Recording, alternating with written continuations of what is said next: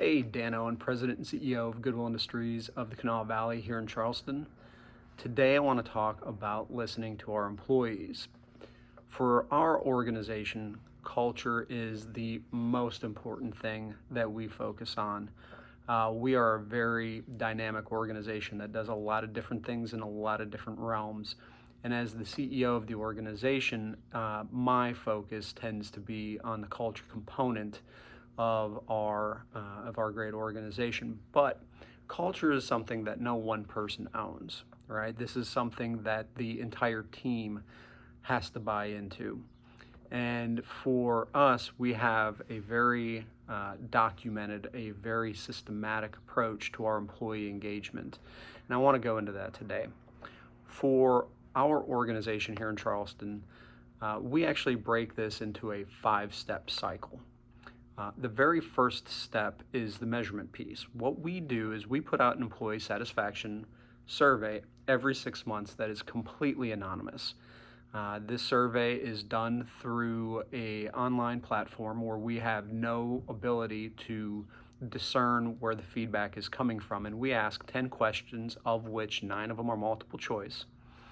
The 10th being an open-ended question that I'll go into in just a second, but really ultimately what we're doing is we're mining information from 2 questions.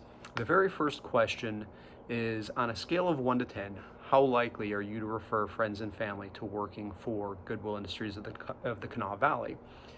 This one question gives us the ability to measure our employee net promoter score. And if you're not familiar with employee net promoter score, I will be posting another video that will go into the intricacies of both net promoter score and employee net promoter score.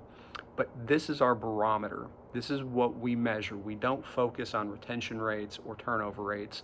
We focus exclusively on employee net promoter score. The second question that we track in stage 1 of our measurement is the last one, the very last question, which is an open-ended question that simply states, what can we as an organization do to improve your work experience? Now, this really gets into the heart of listening to our employees because it is anonymous. You get all sorts of feedback. This is the main reason why many people don't like doing surveys like this, because you will get everything from not applicable, things are great, to very personal attacks. Despite individuals may not even know you or know your senior management team. These are things that will happen. We choose to ignore that. We choose to not ignore that, but we choose to recognize that even feedback like that has undercurrents, and we are trying hard to figure out what those undercurrents are. So this is very important. But everything else that we do after this from an employee engagement standpoint means absolutely nothing if we are not measuring it. So stage 1 is very, very important to our employee engagement and our employee satisfaction cycle. Once we do the survey, we move into stage 2, which is actually communication phase 1. And what we mean by that is that if you are asking somebody for any kind of information, it is imperative that you let them know that you heard them. So the very first thing that we do is we send out communications via a slew of different channels, whether it be payroll stuffers, whether it be text blasts or phone messaging. We let them know that we heard them, that we collected their information, and we were able to gather some general themes that we are going to work on. Now, after we move out of that communication phase 1 into stage 3, that is what we call our discovery phase. We convene a senior management team of somewhere between 20 and 30 of our top managers in the organization that then meet every 2 weeks. Every 2 weeks religiously we get together and we comb through the information, we comb through the feedback, we comb through the data, and we come up with very tactical solutions to the problems that were brought up by our team. Okay, when you go through this process of listening to your team, communication is imperative, but actually having tangible results is what's going to continue to drive the feedback from your employees. It's what's going to continue to keep them engaged. and keep them ambassadors of your brand. So we go through this discovery phase of what those major items of concern and consternation for our team is, but we use that to then come up with the strategies that move us into stage 4, or our execution stage. This is where we task team members, both of the senior management as well as individuals beneath them, to actually execute the strategies that we put together in stage 3. This is where we are developing that actual tangible value for our team members. Okay.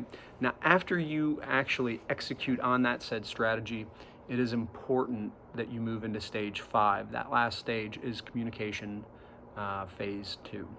So what that looks like is our town hall session. So of the 16 retail locations, the 70 to 80 contract sites, of all of our distribution centers and our prosperity centers that we have, every 6 months we do a town hall session with all of our team members, where we say, in the last employee satisfaction survey you took, this is what you said. Based off of that, this is what we've been doing, and ultimately, here's what you can expect to see, or may have already seen, right? It is very important to execute well on communication phase 2, because communication phase 2 is what is going to prompt them to want to do the employee satisfaction survey again. Now, when we do these town halls and we explain the totality, the aggregate of what we have done, we always end them with, and we will be opening up the employee satisfaction survey again here in the next few weeks. We would love for you to continue to give us your feedback. By following this strategy, what we've been able to do is actually have better than 50%, and on average, it's usually somewhere around 60% return rate from our team. So every 6 months, we are getting almost 2/3 of our team giving us feedback about what is happening within their respective areas, how they're feeling, what they're thinking, giving us something of value in terms of that employee feedback. Now, to give you just a little bit of quantitative data in terms of what that's been able to do from an employee net promoter score, we've been able to take what was a fairly toxic environment prior to implementation of this process to an employee net promoter score of almost plus 40 at its peak, and right at about plus 30 right now. Our organization has grown from roughly 280 people on payroll to 800 employees on payroll. We have been able to more than triple our revenue and exponentially grow our bottom line, all of which we can attribute back to how we are interfacing with our team members. Everyone from the very top of the organization, myself, all the way down to our frontline team, all have a voice in the direction that this organization goes. And there is a tremendous amount of ambassadorship amongst all of our 800 plus team members. Now, with that, if any of this again resonates with you, I'd love for you to go ahead and hit the like button, subscribe, and we will continue to pump out more content for you. Y'all have a great day.